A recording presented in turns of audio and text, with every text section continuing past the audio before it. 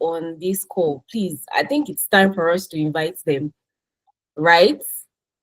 You can give me a thumbs up if I'm correct. Please, let's invite anybody that should be on this session this morning. So good morning, everyone. Thanks for taking out time from your morning to join us today. It's such a privilege. We're so excited to begin this session, and we'll just be starting off right away. No time, So you can say good morning in your language, wherever you're from.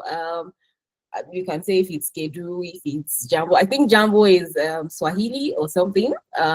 So anywhere you're from, just say good morning. I would say a Caro, and my alter ego would say Guten Morgen. That's Germany.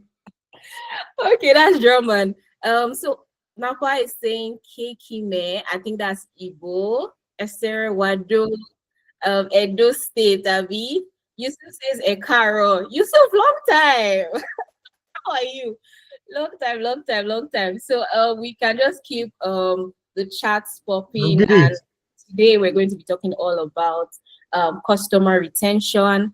So many companies are pumping in loads and loads and loads of money to get new customers in. But what if you can like maximize the customers you already have right now? And that's all we're going to be talking about today. Who is excited? Who is excited? Please, I want to see emojis. I cannot be the only one talking this morning. We're going to do it together. Okay. All right. And before I bring in who's going to be taking us today, maybe I just introduce myself briefly. If you've been in the community for a minute, you've seen my face quite a number of times. My name is Stacy. I'm head of programs B4B Partners. And in just three cute little pictures, this is what describes me. I enjoy reading. I love to swim. And myself and Opeyemi were talking about this just this morning before we started the session. And I love ice cream, chocolate ice cream. I love it. I love it. So you can also introduce yourself in the chat. Maybe three things about you or what you do, your name. It would just be great for us to interact that way. So this is an open session. Please let's turn on our cameras. It's very hard to have virtual sessions because it just feels like you're speaking to the screen. So once your camera is turned on, it's like you have someone you're talking to, right? So if you have questions along the way, you can put it in the chat. You can, I think Opeyemi wants to take questions as he's going. So if you want to stop Opeyemi at any point, you can just use the hands up button, raise up your hand and take your question. Is that fine? Are we good? Yeah, so let's all engage and let's be open. If anybody says something you don't agree with, you have another point, please, it's an open session. Okay, so if you're new to B4B Partners, this is us, right? And we're your partners for smart, scalable revenue growth. And all you do here is help you make money. And our vision is very simple. We want to empower individuals, businesses, with tool strategies, the support they need for scalable and sustainable growth. So it's not just growth for now, it's growth for the long term, right? And we do this by helping you build high-performing sales teams, drive revenue growth, we empower your people through capacity building, and we help you you get long-term impact through our programs, programs like this and programs like one I'm just about to talk about. And that's our revenue accelerator that's coming up in September. Yeah, September is next month. So can you imagine? When did we start January? We are here. Okay, so Revenue Accelerator is our 4-week program. It's a hands-on program. So if you are a founder, if you're a salesperson, if you lead a marketing team, or you work in business development, you do anything related to the revenue function, I want to promise you that this is a program you don't want to miss. It comes with 1 week of in-person training and 3 weeks to work. We're going to be working with you very closely, coaching you, monitoring your progress, doing some reporting and guidance and things like that. For the 1 week training, you're going to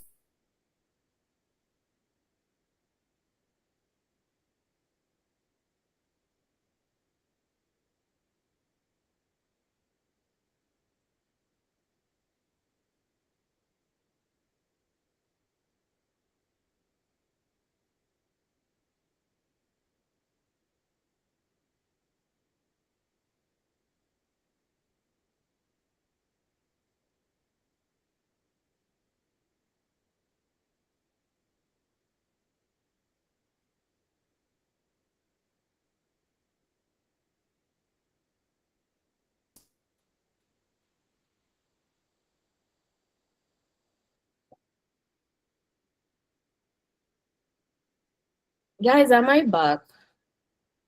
Can you hear me? Yes, we can now, Stacy. Oh, goodness. This is what we go through in Nigeria anyway. Okay, I don't know where you stopped hearing me from. Can anybody let me know so I know where to to pick up from? And I'm gone again. No, we can still hear you. Okay, okay. So as I was saying, for the Revenue Accelerator program, we're looking at taking just about 20 to 25 companies. In fact, 25 is a lot. So it's better you take your spot as soon as you can. And we are giving out, you're going to have access to Apollo 50% discount for your annual plan. You're going to get a free CRM. Your playbook is going to be set up and all that good stuff. And the ticket price for this, because you are a member of B4B community, you can access it at the rate of 470K. And if you're, that's for a solo founder, but if you're a team coming in as a team of two, you can get it at the rate of 850K. The links to this will be dropped in the chat. If you have any questions, please, I will be very, very, very happy to walk you through it. And you can scan this to register and get more information. Okay, are we done scanning? Can I move on? All right, so today we already know we're talking about retention. There's going to be gifts, goodies, announcements at the end, so please stay tuned. And it's time to vote. So what do we think our customers remember us for the most? Is it how we make them feel or how we solve their problems? You can just do A or B in the chat. Alpha says B, how you solve their problems. Cynthia says A, how you made them feel. Michael B, Opeyemi A. Who is winning, please? Who is winning? No, I think at this point it's a tie. A, how you made them feel. A and B. Cynthia says A and B. So how you solve their problem. Okay, so Opeyemi is going to tell us which one. But I think I don't know. I think it's how you make them feel for me. Because any brand that makes me feel bad, I never go back to them, Sha. So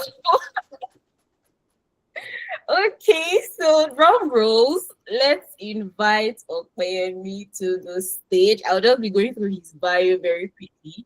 Opeyemi is a seasoned technologist with over 15 years of experience building products that customers love. He's the founder and CEO of Engage. That's a marketing automation platform where he helps grow revenue by retaining and nurturing existing customers through targeted campaigns and personalized messaging. In his previous life, he has worked at a technology leading company, Reliance HMO, and he has co-founded multiple startups. Opeyemi combines technical expertise with a passion for understanding user behavior to help companies transform their approach to customer retention. Opeyemi, it's such a privilege to have you here today. Thank you for saying yes to us. We are so grateful, and I can't wait to take notes and all the things we'll be learning from you. So you have the floor. I will stop sharing at this point. Okay, good morning, everyone. Happy to be here, and thanks so much for the opportunity as well. Like it's a privilege, so I really appreciate it. So I'll be sharing my screen, and again, feel free to interrupt, ask questions. I mean, as I present along. So.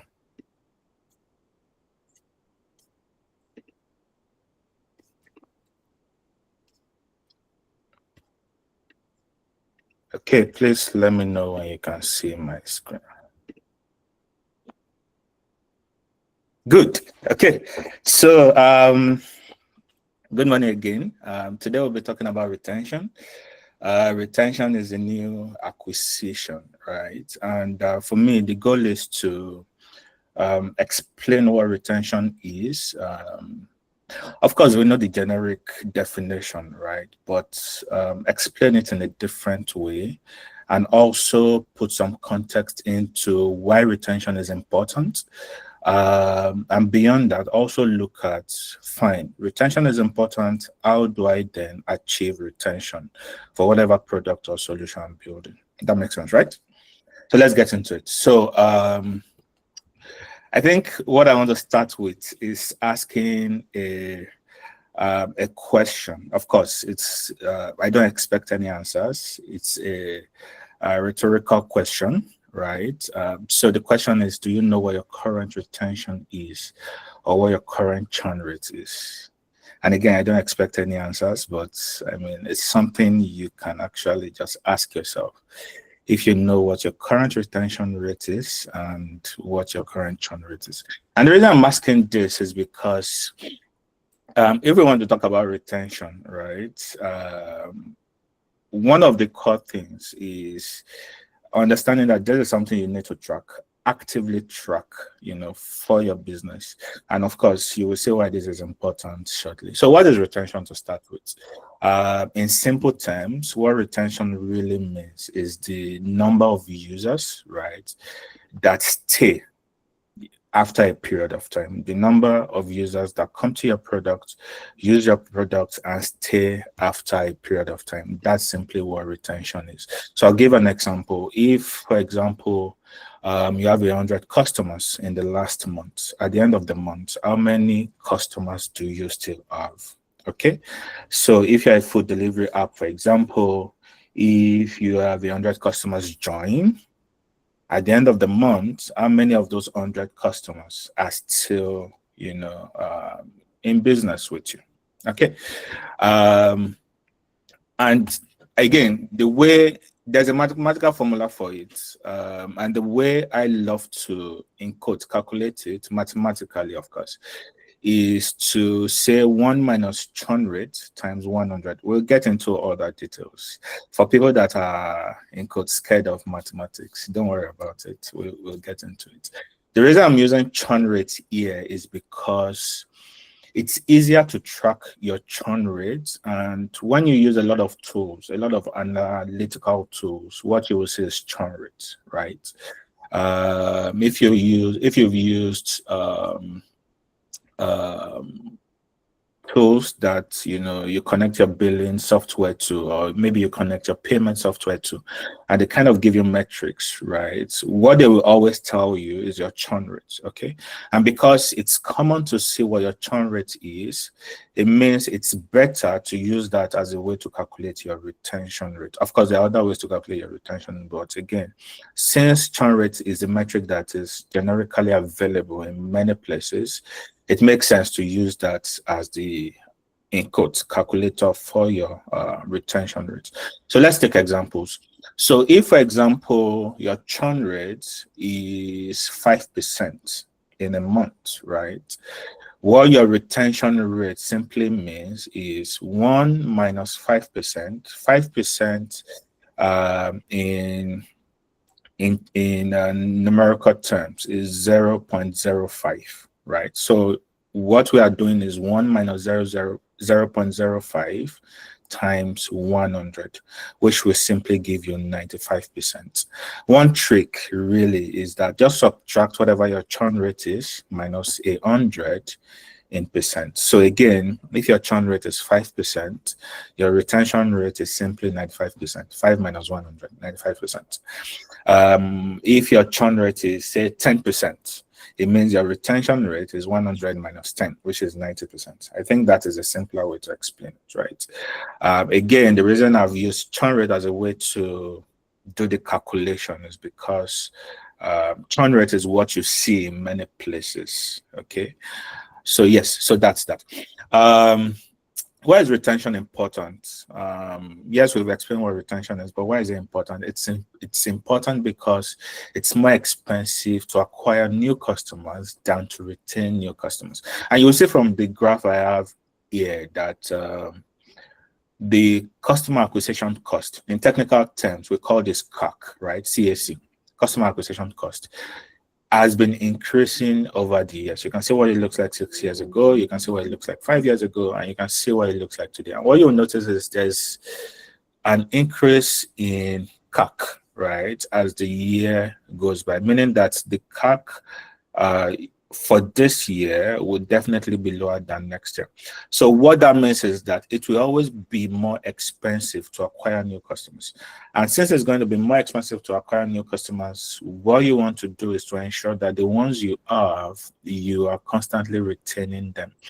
The other reason why managing your churn and increasing your retention is very important is what is called the leaking bucket, right? And what that means is that irrespective of how you acquire new customers, if you don't fix churn, if your churn is high and retention is low, you will always lose those customers and even lose more to the extent that you will have no customers. And I give an example in the slide. So you'll say that if, for example, I have 800 customers and my monthly churn is 15%. What this means, I know I didn't explain this very well, but let me just quickly do that. What churn rate means is that out of these 800 customers, 15% of them leave at the end of the month, right? That's simply what it means. So if I have 800 customers and every month on month, 15% of my customers always leave, it would mean that at the end of month one, I would have lost 120 customers, right? If at the end of the month, I'm only able to acquire just 100 new customers, it would mean that, can you say the net change is minus 20? It would mean that in total, I now have 780 customers. Remember, I started the month with 800 customers and I gained 120 customers. Ordinarily, I should have 920 customers. But if my churn is high, it would mean that irrespective of the fact that I gained 100 new customers, I would have lost more than I gained. Does that make sense? So in other words, if you don't fix churn, there will always be what is called leaking bucket, meaning that you will keep acquiring new customers and you will keep losing more customers than you acquire. Elizabeth is saying, I always thought churn and retention applies more to subscription-based services. How would churn and retention apply to on-demand products? That is a very, very good question. Yes, subscription-based services, SaaS as it's generally called, and I mean, maybe not even services, maybe products that there's always recurring payments, is what majorly, right, is where churn and retention really, really matters. But the honest truth is that it cuts across other types of products as well. Because even for on-demand products, right, you always expect that customers should come back. Okay, so let's take an example on-demand product. Let's say, Isabel, you can give me an example, right? But let's say e-commerce, for example. For e-commerce, even though it's not recurring, even though it's not that, oh, you're expecting people to pay month on month, you still expect that if someone buys from you today, maybe not tomorrow, maybe not next month, but you would expect that they will come back in maybe 2 months, 3 months, or maybe in 6 months' time. Do you understand? So yes, for subscription-based businesses, you can do month-on-month calculation of your churn, but for businesses where there is more long-term frequency between purchase, you can do what is called like a yearly churn calculation. Or if you have like an estimate of the average frequency of users of purchase, then you can use that as your as your interval for calculating churn. Does that make sense?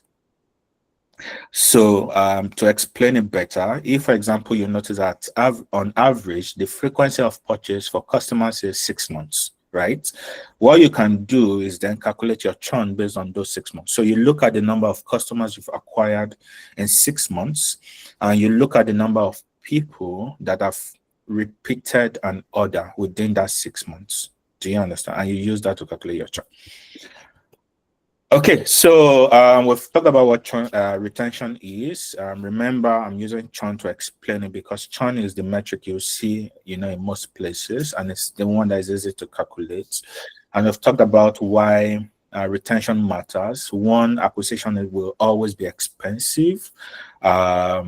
retaining your existing customers will always be cheaper. And again, the reason it will always be cheaper is because, I mean, these people trust you already. They're using your product. They trust you already. You're not spending your money, to keep them coming, right? Also, for new customers, when people come to your product newly, they're looking at, oh, what's your price? Let me consider these alternatives and all of that, right? But for people that already use your products, they are familiar with your pricing already. They are not concerned about, the pricing and all of that. So it's all of those things. Do you understand? Also very important that customers you already have, there's a compounding effect. And what that means is that if you are properly retaining your existing customers, they can then become advocates, right? Telling others about your product and bringing other people in. Okay, so that's why, again, retention is very important. So now that we've talked about all that, I think the other thing we need to talk about is the retention revenue flywheel. And what this simply means is, how do I then, in quotes, look at retention, right, from a holistic view and improve my retention? That's simply what it means. And what you will see that I've done here is to have like a 5 flywheel steps. So one is, of course, onboarding, engaging, retaining, expanding, and the advocate step, which is the last step. And what this means is that retention cuts across all these 5 steps. So retention starts from the onboarding process, right? And from each of these steps, there are actions you need to take to improve onboarding across those different steps. What you also notice is that these steps also relate or correlate with the customer life cycle through every product, right? So the customer comes in, right? And that's where onboarding comes in. Then when they are in, you engage them, right? Then you retain them. Retaining means you make them achieve whatever the value you're trying to propose, right, from your application. You help them achieve it. Then 4 is expanding. Expanding could mean, oh, maybe you want to upsell them on new products or new features, right, or make them upgrade their subscription or their plan or whatever that is, right? Then advocating is the last step, which in most cases come easily. Because, I mean, once customers are comfortable, they've gone through those 4 steps, for the most part, they will tell others about, your product, right? So the goal here is to make them an advocate, try to get them to bring others in, try to get them to, refer others to your product.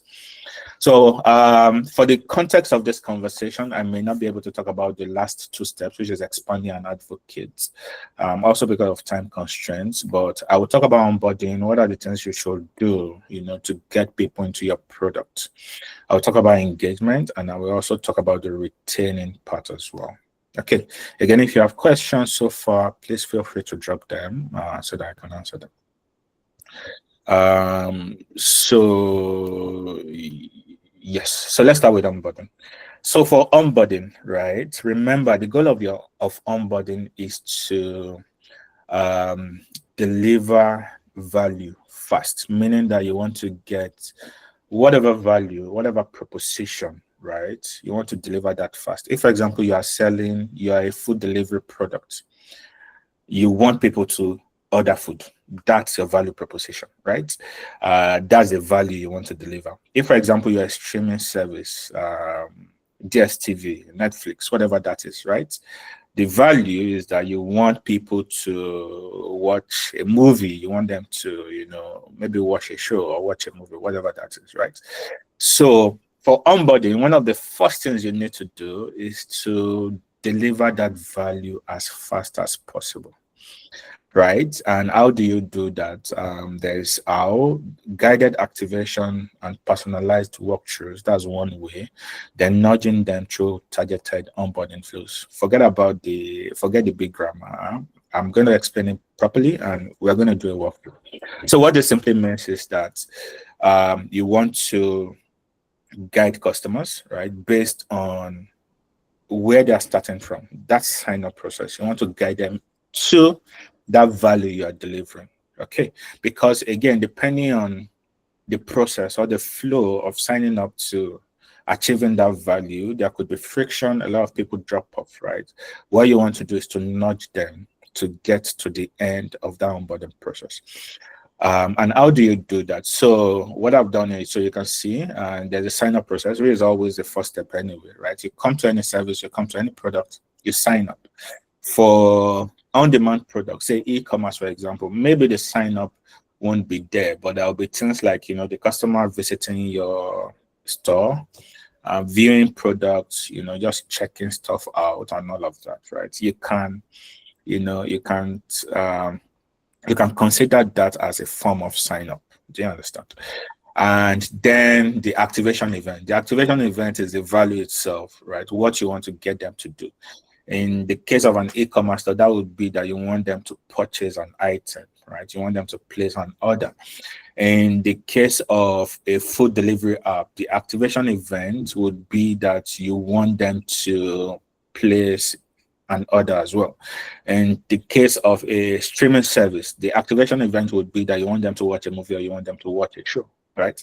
In the case of Engage, for example, my own solution, our own activation event is that we want you to send a campaign, right? And also it's important to note that your activation event doesn't have to be a single event. It could be multiple events, right? So in the case of Engage, for example, we want you to send a campaign either through, we want you to engage your customers, really. It could either be through a campaign, it could be through automations, it could be through anyway, right? But we want you to engage your customers. Do you understand? So once you've defined what your activation event is and you have your onboarding flow, then what you want to do is that in between those two steps, the sign up, the activation event, of course, there'll be a lot of things inside there. So maybe when customers sign up, the first thing they do, let's use Netflix for an example, as an example. When people sign up on Netflix, you put in your email and password. The next thing you do would be to maybe add your payment details, right? We are not in the activation event yet, right? We are still between these two steps. So sign up, add payment details. Then they tell you to, I think they tell you to select a plan, right? Then after that, you can then watch a movie. Do you understand? So because of all those steps in between, people can sign up, but they may not have payment details, or maybe they even have payment details, they don't have a plan, right? Our goal here is to nudge them, help them get from whatever step they are in to the next step till they get to this point. Am I making sense? Is this clear so far? Perfect. So, and let me even show you what that looks like again. So if you look at use a food delivery app, for example, right? So if you look at this, so let's assume for a food delivery app, there's a sign up process, there's adding address, right? There's adding your payment details. Then there's the place where you then see all the food items. Oh, we are selling yam, we are selling pounded yam and all of that, right? Then placing your order, right? If this is the user flow, the first thing you want to do, remember that in onboarding, like I said, the first thing is ensuring that you deliver your value, which is your activation event. The first thing is that you want to ensure that you deliver that fast. So what that means is that if you look at this customer journey, what are the things you can remove or maybe delay till later? Okay, because again, the longer the process, the more people will churn in between, the more people will leave. Okay, so what you want to do is, if I look at this, for example, do I really need to collect users' address when they sign up? I don't really think so. So what I can do, for example, is I can move this out, right? Do I need to collect payment details when users sign up? Well, I can, but I can also say defer this to a later time, right? So if I do this, I can move this out. Sorry, let me move this guy. I can move this out, right? Such that people sign up and bam, they can see the food list and they can place their order, right? And once they place the order, I can then say, oh, now that you've placed order, right? We need you to add your address. Where are we going to deliver it to? then you need to add the payment details. So I think this makes sense. And what this means is that you are delivering value, which is this guy, right? Placing order, the activation event you're trying to achieve, right? You are delivering it very, very fast. Okay, sign up, you see the list of items, you place order. Okay, and what that means is that you've cut away the friction, the steps in between. Making sense? We good? Okay, so that is why we have something like this. And for whatever other, in some instances, right, it's difficult to have like a quick or fast win this way. In that case, you can then use your automation to ensure that people get from one step to the other. Now we'll do like an example in the next slide. Napa asks a question. Please, you should. Yeah, Opeyemi, thank you for this, right? I'm just thinking, when you are testing for activation events, do you do A/B testing, or are you solving for the least number of steps to get them to activate? I mean, what are the best practices there?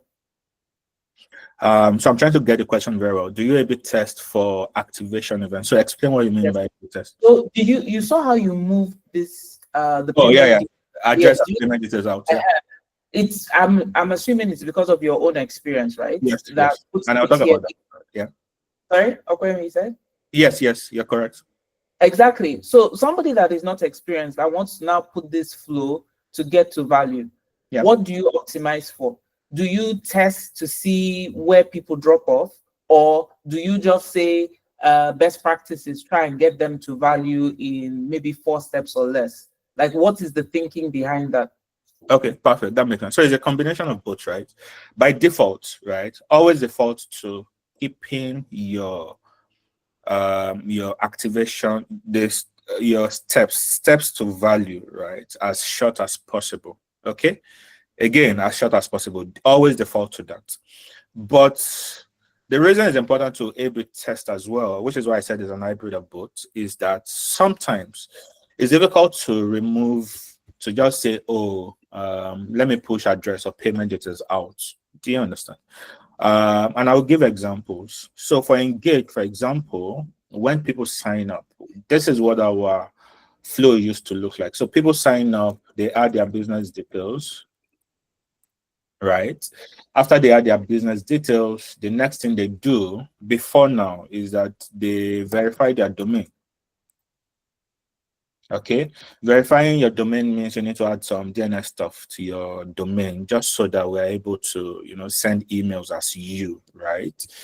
Then after that, you can then start sending your campaigns, right? But what we noticed eventually, right, is that with time, and this is where your analytical tools come in, right? One thing I just want to really and quickly add there is that if you are not using any product analytics or product analytics tools, you need to start doing that because it's very, very important. You need to be able to track, and I know a lot of people are familiar with Google Analytics and all of that. While that is okay, you need to use more detailed solutions that will help you track what customers are actually doing beyond just the confines of the front end, interaction. Oh, they click the button and all of that, right? Which is mostly what Google Analytics does. Oh, they click the button. This is the number of visits on my site and all of that, right? In fact, the way you want to do this is that you want to define the core events happening on your platform, right? Oh, people sign up, they log in, they placed an order, they added an order to cart, they do all of these things. Do you understand? And you want to track all of these events as they are happening. And once you are tracking those events, you are then able to see page bounce. You are able to see how people bounce across each of those events. How many people have done this, but they've not done this, and all of those things. Cynthia is asking what tools do I recommend. I'll talk about that as part of the slide towards the end of the session. I will talk about some of those tools, right? So you need to do that. And when you do that, you are then able to see where is the drop-off point? Do you understand? Where are people dropping off? So what we realized over time is that a lot of people will sign up, they will add their business details, but when it comes to verifying their domain, a lot of people hate doing this, right? Oh, question, Michael, I didn't mention. I'll come back to your question. So a lot of people miss this, so they won't do this and they will bounce. Okay, so what we then decided to do was to move this away. Right, so you sign up, you add your business, you get on the home page, you can do whatever you need to do. At least you can have a feel of what Engage is. You can add your customers, you can do your integrations and all of that. Excuse me. Then when it's time to send a campaign, we then tell you, hey, in fact, what we even do is that we automatically generate a generic domain for you actually, right? And I can show you what that looks like. So this is Engage dashboard. So if I come to campaigns, for example, and I come to send email campaign, for example, and I do this. Oh, sorry. Let me use another account. I think I verified this account. So let's use this guy, for example. Okay. So when I come to campaigns, you will see a notification here saying that you are using Engage default configuration, right? So at this point, we just nudge you. We'll tell you that, oh, we've generated the default configuration for you, but for better deliverability, it's better you connect your domain. Do you understand? So, and what we've noticed is that over time, because we've removed this step out of the way, right, we've really reduced churn from that first sign up to seeing the value of the product. Does that answer the question? Napa? Good? No, it really does. Oh, and I like the A/B testing part as well as going deeper. So, like Cynthia asks, I want to see the tools you're going to recommend. Yeah. So Okay. thank you for that. Yeah. No problem. Okay. Michael is asking, for small and mid-sized and formal businesses with non-stack, how can they implement an intelligent onboarding system and structure? Michael, can you give me an idea of some of these products you're talking about? To answer generically, there are some in quotes no-code tools. What I mean by no-code tools are tools that you don't really need to do in quotes technical kung fu. Do you understand? To be able to use. You get there are tools like Zapier, for example, that lets you connect. I mean, the everyday services you use, your normal Gmail accounts, right? With maybe even a spreadsheet you have somewhere. Do you understand? To be able to do some of these things. But yeah, depending on the exact context, you might then be able to properly define some of those tools that you can use and how you can do the onboarding flow. I hope that answers it. Cool. So let's look at a practical example. Okay, let's do like. Do you want to take Cynthia's question before you move forward? Yeah, Cynthia asked about the tools. Oh, for a highly regulated industry like payments, how do you manage to achieve this without becoming non-compliant? For a highly regulated industry like payments, how do you? So when you say achieve this, Cynthia, sorry, can you explain better what you mean? Do you mean engaging customers? Do you mean tracking? Yeah, so hi everyone. So Hi. in payments, for instance, Yeah. KYC is very compulsory, which means that some things that you have been able to move to later, right, Yeah. like address and you understand, verification of your customer. Yeah, you're not able to. So how do you then kind of like just manage with your regulatory expectations and still be able to do the list, right, to get to the activation event? Great. This is a very good question. So honest truth is not everything you can move, right? That's the honest truth. For the payment industry example Cynthia gave, you know that people sign up, very important, you need to do KYC, right? You can't skip it, okay? So let's say value. Okay, so let's assume this is the flow, right? So people sign up, KYC is important, you can't do it. I mean, you have to do it because of compliance issues. In this case, you can't move it. It's very, very important. So in this case, what you need to do is, and this is where automations come in. In fact, interestingly, I think we will just use this as an example of the onboarding automation. So what we'll just do at this point is that between sign up, when people sign up, right, when they get to KYC, a lot of people will drop off. You get. So between sign up and KYC, what you then want to ensure is that for everyone that drops off between sign up and KYC, I want to nudge them over a period of time. It could be, and again, you test, right? It could be over a period of, say, 2 weeks or 1 month, right? Send them a series of emails just to ensure that, guy, you are in this KYC step. You've not done your KYC, you must do it. Do you understand? I will use that as an example. So let's just get straight into the example, right? So if I come back to engage, again, there are a couple of marketing automation tools you can use.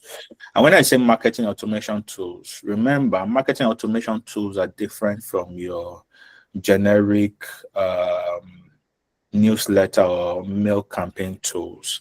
The difference is that marketing automation tools let you automate these conversations, help you automate your messages and all of that, right? Sorry. And what that means is that you're able to create what we call an automation. A lot of tools call it different names. Some call it workflows, right? But the goal is the same. You just want to create like a workflow that automatically sends messages to customers based on what they've done and what they've not done. So let's assume that this is my account. This is engaged, by the way. This is my dashboard. Let's imagine as part of the events I'm tracking, I think on this solution, I have something related to KYC. Unfortunately, I don't, but let's assume that, okay, you know what? Let's just quickly do this.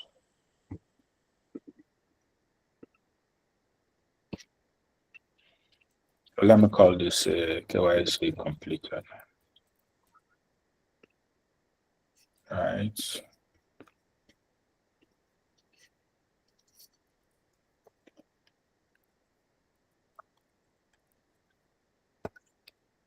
Okay, so I'm tracking KYC completed. Perfect. So what I want to do first is I want to create a segment, right? That, by the way, a segment is a group of customers based on data, based on what they've done and what they've not done. So I can call this KYC not done. Okay. So I can say where the event sign up has occurred, right? But KYC, but the event KYC completed has not occurred, right? So I can create a segment like this. Okay, so once I've created that segment, I can then create what is called an automation. Like I said, an automation is simply a workflow that automatically engage, your customer. So I can say nudge customers to complete KYC. Okay, so again, because of time, I won't go into all those details. But what I want to do is then I will add a trigger to my automation. A trigger is what starts the automation, is what starts the workflow. Okay, so what do I want to start this workflow with? I want to start it based on when customers join the segment I've created, which is called KYC not done. Meaning that when you sign up and you've not done your KYC, you're added to that segment, and that segment triggers this workflow. Okay, so I do this. And what's the next step? I could do a lot of things. I could send emails, I can do all of that. But I can start by adding a delay, maybe add a delay for a few hours, maybe 2 days as well. So let's wait for 2 days. See if you're going to do your KYC within 2 days, right? After the delay, I can then send an email to say, please complete your KYC. Right, add my sender details, create a very simple email.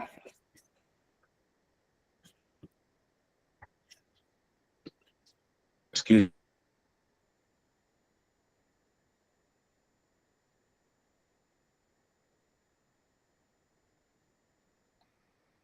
Is it just me? I can't hear Opeyemi again. Same. So sorry. My son stepped into the room to disturb me. So sorry about this. Okay. Okay, so I can just have a simple message. Hello, first name. We notice you've not completed your KYC, blah, blah, blah. Right. And do this. Right. And I can continue to build my workflow from here. Right. So after sending this email, maybe wait for another couple of days, 3-4 days, right? Maybe this time send SMS. Okay. Compose my SMS, send SMS, Again, you are doing all of this just to ensure that you are nudging the customer, right, to do what you want them to do. What you'll notice is that ideally between each of the steps, I should be checking if they've completed their KYC. Do you understand? So that I don't send them the next email. There are a couple of ways to do that. I can add like an if else to say, oh, if they've completed their KYC, exit the automation. But I can also set an explicit exit condition to say that if the event KYC completed has been done, right, then exit the automation. Do you understand? So this, for example, is a very, very simple automation flow that, yes, you can remove the KYC step, but this is going to actively continue to nudge customers that joins this segment called KYC not done, right? And ensure that, they're actively reminded to complete their KYC. So you can do this over maybe a 2-3 weeks period just to ensure that, they finish their KYC and get to the complete onboarding step. Does that make sense? Any clarification? Anything I need to clarify? Perfect. I think our time is fast spent, but let's just run through the rest. Sorry, hold on.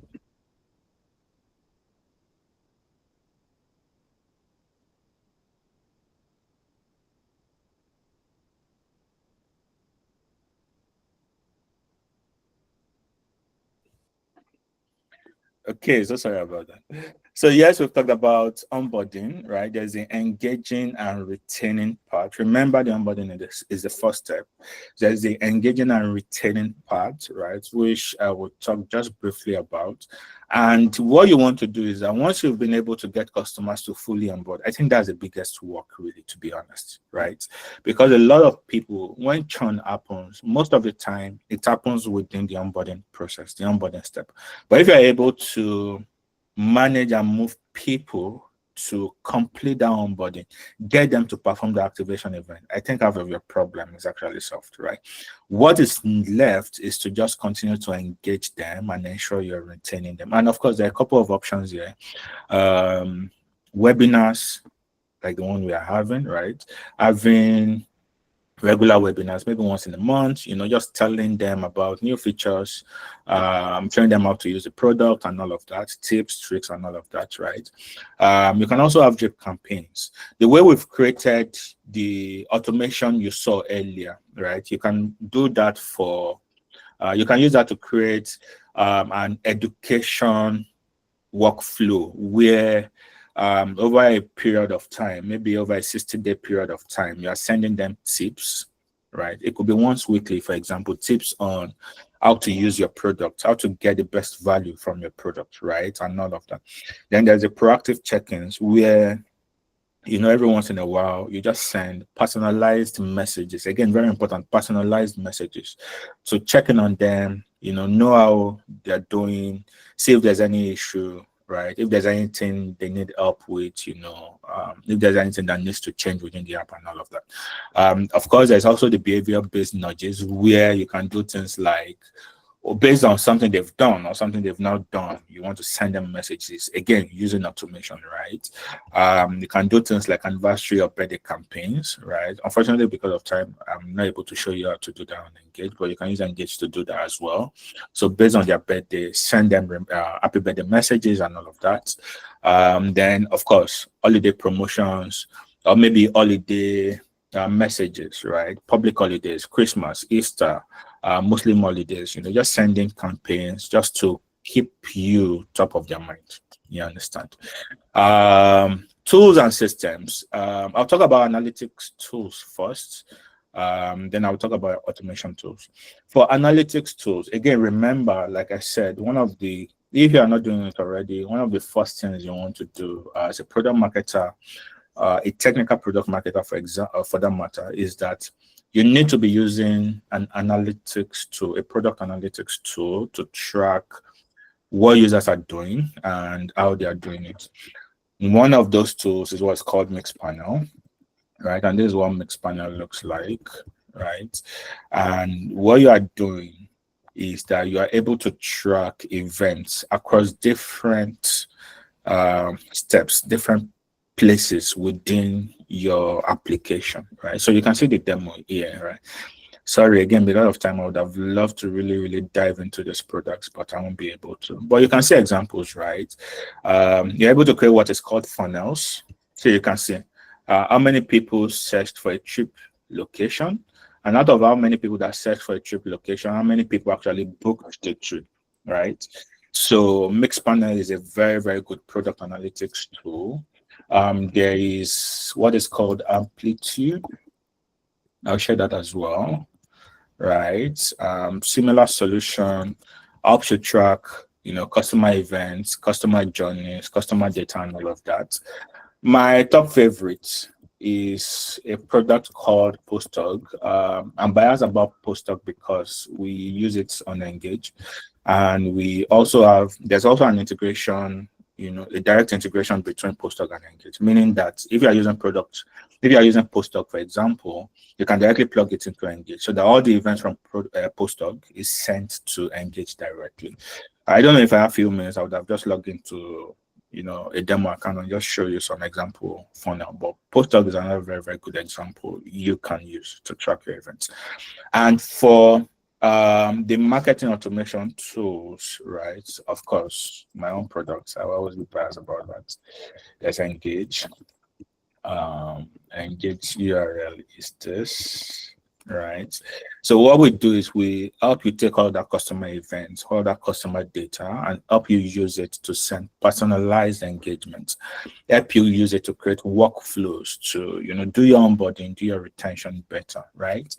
There is Intercom. Intercom is a very big player in the industry. Right, and there's also Customer IO, which is another company I really respect. Big fan of them. They've been around for a long time as well. So you can always use any of these tools. But again, if you want to use Engage, happy to offer discounts, happy to also get on a call with you to walk you through your customer journey, your user data events, and all of that, right? So that you can get the best of the service. I'm trying to load into Customer so that you can see what that looks like. Sorry, it's not loading, but I think I've shared the URL so you can see. So I think that's really about it. Do we have a short time to do like a practical exercise, Jason? We're out of time. We're out of time. Oh, okay, sorry. Okay, but we're going to be happy to bring you some other time, because this has been so good. Okay, no problem. But just a quick one, guys. At your own time, review your business, look at your product, right? So think about the retention gaps, right? Think about user events and data you can track, and think about a workflow, an automation workflow you can create, to fix that. Again, the key takeaway is that retention is very important. The way you want to look at it is look at the flywheel: onboarding, engaging, expanding, engaging and retaining, expanding, then the advocate. Then, of course, looking at automation, because automation is a very simple hack, right? That helps you scale and just put all of these things on autopilot. Okay. Thank you, guys. That's about it. Thank you so much, Opeyemi. This has been so insightful. So let me just take over presentation now. Okay. We will not be able to take any further questions. Ope has been able to take some questions during his session, so thank you for that. We have 5 minutes left, so we'll just be taking some quick announcements. Can you see my screen? Please let me know if you can see my screen. Okay. So if you would like to be a part of Revenue Accelerator and get to learn more very insightful things like Opeyemi has shared with us, you can just scan this QR code and you get started from there. Next up, if you've been anywhere on the internet, you must have heard about Rev Up Africa, which is coming up on the 6th of September. It's happening in Lagos, and we have some free tickets, courtesy of Contestify. So if you would like to get one of these tickets, please just visit the URL here. It would also be shared in the email you get after this session, so you can get one of those free tickets. It would be great to see us all at Rev Up Africa. I'm excited about this one anyway. Next up is Africa Revenue Makers Award. So if you know a revenue professional who is doing amazing work and you want to recognize that person, you want to spotlight the person and let the person know that, oh, you're a rock star. So just scan this QR code and get started to nominate the person. You can subscribe to the B4B Revenue Mechanics newsletter to get insights, to get leadership thoughts and things that can just help you grow revenue again in your business. Okay, please follow us on all our social media platforms. That would also be shared with you in the chat and in the email you get afterwards. It's been such a delight to spend this Saturday morning with us all. Please enjoy the rest of your day, and I wish you all a very great weekend. Anything else? I think that's all. Thank you, guys. Bye, everyone. Bye.